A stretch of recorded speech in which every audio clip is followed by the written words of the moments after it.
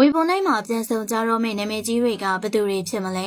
အလုံးစုံမြန်နေကြတဲ့ဝေဘွန်နိုင်2026စရင်ကတော့အတိအကျထွက်လာခဲ့ပါပြီဖေဖော်ဝါရီလ9ရက်နေ့မှာကျင်းပပြုလုပ်သွားမယ်တရုတ်ရဲ့ဝေဘွန်နိုင်2026ပွဲကြီးမှာတော့မဆုံနာကြပြီဖြစ်တဲ့တချို့သောတွဲဘက်တွေအပြင်မျော်နေကြတဲ့ထိပ်တန်းနာမည်ကြီးတွေတက်ရောက်လာကြမှာဖြစ်ပါတယ်လူစိတ်ဝင်စားမှုများနေတဲ့ပထမဆုံးတွဲကတော့ဝမ်ယီဘော်နဲ့ရှောင်းကျန်းတို့နှစ်ယောက်ပါသူတို့နှစ်ယောက်က public ပွဲတွေမှာအတူတွဲမတွေ့ရတာကြပြီဖြစ်တယ်လို့ပြီးခဲ့တဲ့ရက်ကရှောင်းကျန်းရဲ့ရိုက်ကူးရေးကိုဝမ်ယီပေါ်လာရောက်ခဲ့တယ်ဆိုတဲ့ကောလဟလာတွေထွက်လာတာလည်းမကြသေးပါဘူးဒီလိုချိန်မှာသူတို့နှစ်ဦးရဲ့ဖန်တွေကပို့ပြီးမျောလင်းဆောင်စားနေကြတာမလို့လာမယ့်ဝေဘိုနိုင်မှာသူတို့နှစ်ဦးဆက်ဆံရေးက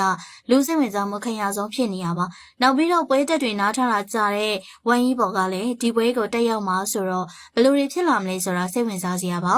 နောက်တွဲလို့ပြောရမယ်တွဲဘက်2ယောက်ကတော့ကျန်းလင်းဟဲနဲ့ထန်ရှင်းဝေ2ယောက်ပါဟိုင်းစစ်ရိုက်ကူးရေးမှာအတွဲလိုက်စိတ်ဝင်စားမှုခံနေရတဲ့ဒီ2ယောက်ကတော့ဝေဘုံနိုင်မှာတက်ရောက်လာကြမှာဖြစ်ပါတယ်ပြီးတော့ကျန်းမာရေးပြန်လည်ကောင်းမွန်လာတဲ့ပိုင်လူးနဲ့ဒီလန်ဝမ်2ယောက်ကလည်းပွဲကိုတက်ရောက်လာမယ်လို့သိထားရပြီးတော့တခြားသောနာမည်ကြီးတွေများစွာလည်းပါဝင်မယ်လို့သိရပါတယ်ပရိသတ်ကြီးရောဘယ်မင်းသားမင်းသမီးကိုစိတ်ဝင်စားဆုံးလဲဆိုတာ comment မှာပြောပြခဲ့ပါဦးနော်